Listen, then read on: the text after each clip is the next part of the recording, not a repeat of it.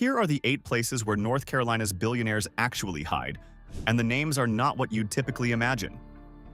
We're about to visit a private island with no public bridge, a mountain estate so large it's still the biggest private home in America, and the same family is still running it, and a suburb outside Raleigh where 8 billionaires live within about 20 minutes of each other while the rest of the state assumes all the money is in Charlotte.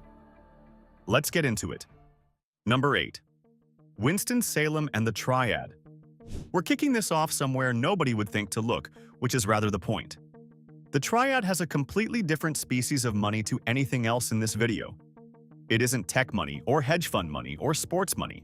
It's tobacco and textiles, which means it's old, it's deep, and it has been compounding inside trusts and foundations for so long that the people holding it barely have to do anything. 2 names built this corridor. R.J. Reynolds turned tobacco into one of the most profitable industrial empires America had ever produced. And the family used that fortune to physically reshape Winston-Salem, funding hospitals, universities, and civic institutions that still carry the name.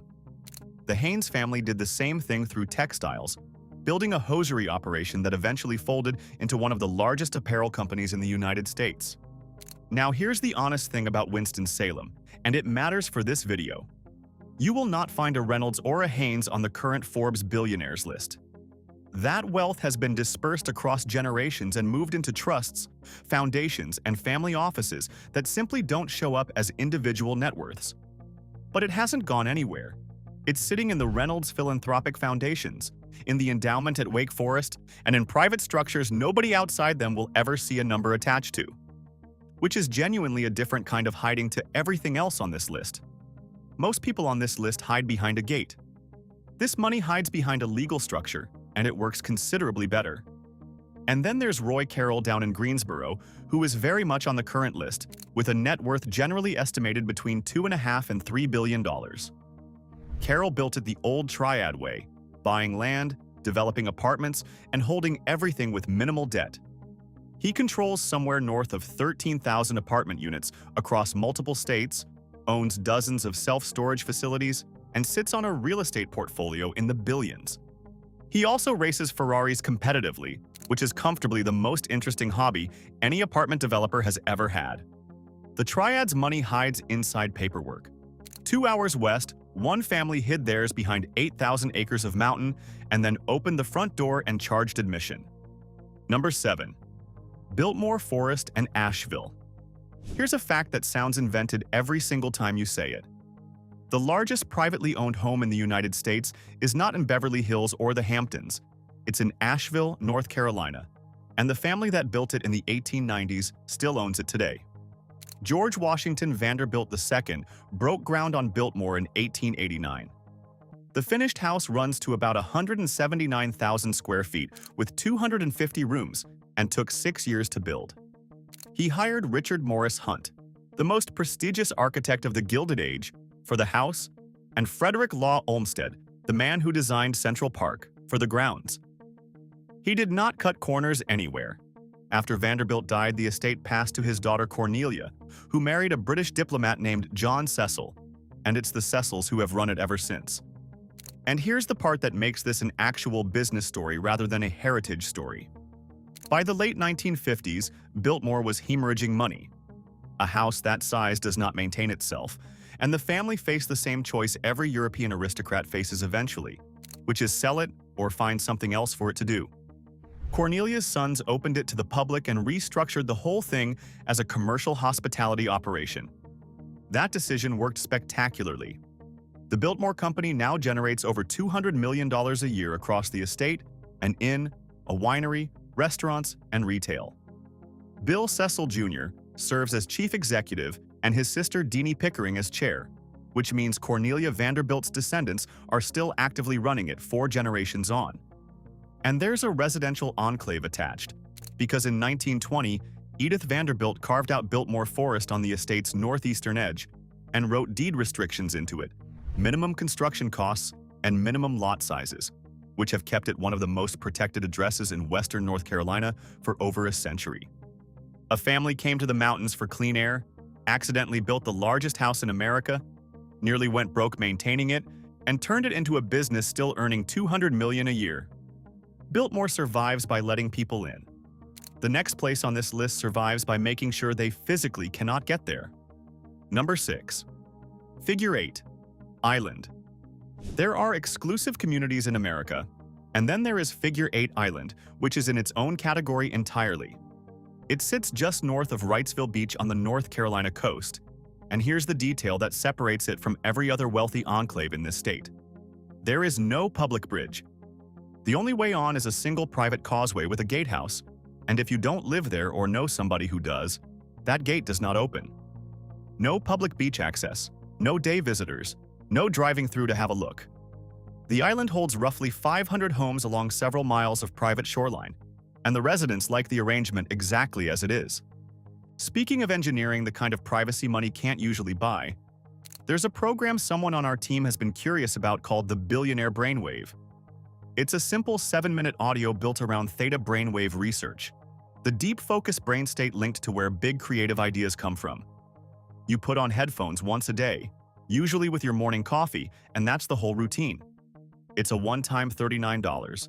It comes with bonus guides on money habits and investing basics, and there's a 90-day money-back guarantee, so testing it costs you nothing if it's not for you. If you're watching on your TV, pause and scan the QR code on screen with your phone camera, or tap the first link in the description. Now, back to the island, and what makes that setup nearly impossible to repeat. Think about how rare that actually is, because American beaches are overwhelmingly public. The entire legal culture of this country leans toward coastal access. Figure 8 is one of a very small number of places that got out ahead of that and simply never built the public connection in the first place. The name most associated with this stretch of coast is Fred Eshelman, the pharmaceutical entrepreneur who founded PPD in Wilmington. PPD was a contract research organization, meaning it ran clinical trials on behalf of drug companies, and Eshelman built it into a multi-billion-dollar business that was eventually acquired by Thermo Fisher Scientific. He turned that into a significant investment and real estate footprint along this coastline. He also gave tens of millions to the UNC Eshelman School of Pharmacy and to UNC Wilmington, and separately bought a ranch in Wyoming that ended up at the center of a nationally significant legal fight over corner crossing on public land, which is the sort of case only somebody with real money can afford to push all the way through. And just across the water, Wrightsville Beach does a gentler version of the same thing. No gatehouse required. It's simply expensive enough to filter the crowd on its own. The coast keeps people out with a gatehouse. The mountains do it with distance, and one man up there has spent hundreds of millions making sure nothing ever gets built at all. Number 5. Linville, Blowing Rock, and the High Country. There's a specific kind of wealth that goes looking for mountains, and it is not the kind that wants to be photographed. It's the kind that buys a very large amount of forest, puts something modest in the middle of it, and doesn't tell anybody where the driveway is. That's the High Country, the corridor running through Linville, Blowing Rock, and the surrounding Western Highlands. Families from Charlotte and the Piedmont have been coming up here to escape the summer heat since the late 1800s, and a lot of these retreat properties have never once been listed publicly. They move between families through trusts. But the most remarkable thing happening in these mountains belongs to a man who doesn't even live in them. Tim Sweeney is the founder of Epic Games and the person behind Fortnite, with a fortune Forbes has estimated in the region of $5 to $6 billion, and he lives and works down in Cary. What he's been doing up here for years is buying ecologically significant mountain land and then giving it away. Over 1,500 acres to Mount Mitchell State Park. More than 7,000 to the Roan Highlands. His North Carolina holdings have been reported at around 60,000 acres, which makes him one of the largest private landowners in the state, and there is no mansion on any of it. He has repeatedly bought land specifically so that nobody can ever develop it, then handed it to conservation trusts. Think about what that actually is as a flex. Every other billionaire on this list buys land to build something on. Sweeney buys land to guarantee that nothing is built on it permanently after he's gone. That is a considerably more expensive way to own something. Sweeney bought the mountains to keep them empty. Down in the Sandhills, one family bought a small town specifically to fill it with golfers. Number 4. Pinehurst and the Sandhills. If you've watched the US Open and wondered where the serious golf money in America actually sits, The answer is a village in the middle of the North Carolina sandhills that most people outside the sport have never heard of. Pinehurst is essentially the birthplace of American golf. It was laid out in 1895 as a resort village, with grounds designed by Frederick Law Olmsted, the same man who did the Biltmore landscape, which means one landscape architect is responsible for 2 entries in this video. But the ownership story is the interesting bit. Robert Dedmon Sr. grew up in genuine rural Arkansas poverty during the Depression, took degrees in engineering, economics, and law, and founded a private country club in Dallas in 1957 that grew into Club Corp, an empire of hundreds of golf courses and private clubs. By the early 2000s, his fortune was well over $1 billion. Then Club Corp was sold to private equity, and the family made one very deliberate decision. They kept Pinehurst out of the deal. Everything else changed hands. Pinehurst stayed with the Dedmons, held through their family office and led by Robert Dedmon Jr., and they then poured money into turning it into a permanent anchor site for the U.S. Open. The redesigns, the facility investment, and the long relationship with the USGA have made it one of the most valuable golf and hospitality assets in the country. So a man raised in Depression-era Arkansas poverty ended up owning one of the most prestigious golf properties on earth, and his family specifically carved it out of a $1 billion sale because they didn't want to let it go. The sandhills around it have their own character. This is where wealthy people go when they have stopped needing to prove anything, and the estates here are noticeably less flashy than anywhere else in this video, which is entirely the point. Pinehurst is where money goes to be left alone. Charlotte is where it goes to be seen, and this is where this video gets genuinely surprising. Number 3. Lake Norman and Quail Hollow, Charlotte. Lake Norman is not natural. Duke Power dammed the Catawba River in 1963 to build a hydroelectric facility and accidentally created something like 520 miles of shoreline that became some of the most valuable private waterfront in the American Southeast. And the money here is loud. This is the opposite of everything we've covered so far. Rick Hendrick is the name most tied to it. He built the largest privately held car dealership network in the United States, generating well over $10 billion a year, and turned that into Hendrick Motorsports, the most decorated team in NASCAR history.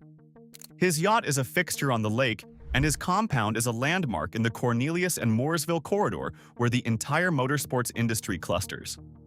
Then there's Quail Hollow, the prestigious club on the south side of the city, with fairway-adjacent estates that are among the most expensive addresses in Charlotte. But now I have to tell you the thing this whole video is actually about, and it's the part most people get wrong. Charlotte has the loudest billionaire sports money in the state, and the 2 biggest names attached to it do not live in North Carolina. David Tepper owns the Carolina Panthers, which he bought for around $2.25 billion in 2018, and he owns Charlotte FC. His fortune has been put north of $20 billion, which would make him far and away the wealthiest person connected to this state. But Forbes lists him as a Florida resident. He moved his hedge fund out of New Jersey to Florida years ago and never came back. Michael Jordan is the same story. UNC legend bought the Charlotte Hornets in 2010 for $275 million, sold his majority stake in 2023 at a valuation around $3 billion, still runs 23x. Racing out of this corridor, also a Florida resident. So Charlotte has the teams, the stadium, the racing shops, and the headlines. What it does not have is the men who own them. Charlotte's most famous billionaires live in Florida. Its quietest one nearly died in a river. Number 2. South Park and Myers Park, Charlotte. If Lake Norman is where Charlotte's sports money parks its boats, South Park and Myers Park are where the people who actually run the city live.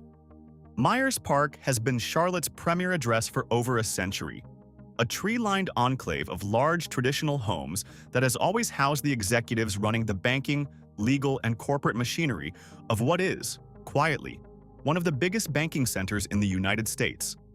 South Park, just south of it, anchors one of the most productive commercial corridors in the Southeast. And the billionaire attached to this corridor is Rick Elias, who is worth around $1 billion and whose story is genuinely extraordinary. Elias was born in Puerto Rico and co-founded Red Ventures out of the Charlotte metro area starting in 2000, building it into a digital media conglomerate that owns Bankrate, The Points Guy, Lonely Planet, and CNET, among dozens of other properties. He did essentially all of it without generating celebrity press. Here's the part most people half remember without connecting it to him. On the 15th of January 2009, Rick Elias was sitting in seat 1D on U.S. Airways, Flight 1549, when both engines failed after a bird strike and Sully Sullenberger put the plane down in the Hudson River. He has spoken publicly about what went through his head in the 90 seconds when he genuinely believed he was about to die, and about how completely it rearranged his priorities. He went home, built Red Ventures into a giant, and funded the Golden Door Scholars Program for undocumented students. And then he largely stopped caring about being covered at all. In a city where one man buys an NFL franchise and another parks a super yacht on a lake, a billionaire who survived the miracle on the Hudson and then deliberately went quiet is its own kind of statement. Charlotte gets all the attention. But the actual concentration of billionaires in this state is sitting about 2.5 hours east, in a suburb most people couldn't place on a map. Number 1. The Research Triangle, Raleigh and Cary. Here's the number that reframes everything. North Carolina is home to around 11 billionaires. 8 of them live in the Triangle, and a large share of those in one suburb, Cary. Their combined wealth runs past $30 billion. Not Charlotte. Cary. The anchor is SAS Institute, which Jim Goodnight and John Saul founded in 1976 while working on agricultural data at North Carolina State. They turned it into one of the largest private software companies on the planet, doing around $3 billion a year in revenue, and they never sold it. Goodnight's fortune has recently been estimated in the region of $13 billion, making him comfortably the wealthiest resident of this state. Sal sits somewhere around $6.5 billion. And what those two did next is why this region exists in its current form. They didn't just build a company and leave. They co-founded Cary Academy, a private school. They co-own the Umstead Hotel and Spa. There's a 164-acre museum park at the North Carolina Museum of Art named for Goodnight and his wife Anne. They effectively built the infrastructure of an affluent town around their own office. Tim Sweeney runs Epic Games from Cary, with a fortune generally estimated around $5 to $6 billion, which we've already covered because he's spending it on mountains. Then there's First Citizens, run out of downtown Raleigh by the Holding family, and this is the most underrated business story in the state. In 2023, First Citizens acquired Silicon Valley Bank after its collapse, and the transaction turned a Depression-era North Carolina community bank into an institution with hundreds of billions in assets. Frank Holding Jr. runs it, and his sisters Olivia Holding, Carson Bryce, and Claire Bristow are each independently billionaires, which means one Raleigh family accounts for 4 separate entries on the state's billionaire list. And the obvious question is why here? Why not Boston or Austin or Atlanta? The universities. NC State, UNC Chapel Hill, and Duke sit within a short drive of each other, which produced a permanent supply of the specific talent these companies needed. And once the first generation of fortunes formed here, everything that follows serious money followed too. The venture capital, the advisory firms, the private schools, the country clubs, which made it dramatically easier for the next generation to start here rather than leave. 8 billionaires, over $30 billion between them, in a suburb whose defining characteristics are good schools and reasonable traffic. And that's the real map. 8 regions, 8 completely different versions of what money looks like in this state. Which one fascinated you the most? The island with no public bridge, the family still running the biggest house in America a century later, or the billionaire who bought 60,000 acres of mountain specifically so nobody could ever build on it? Drop it in the comments and tell me which state you want us to map next. Hit that like button and subscribe to Global Status, because we drop stories like this every single week.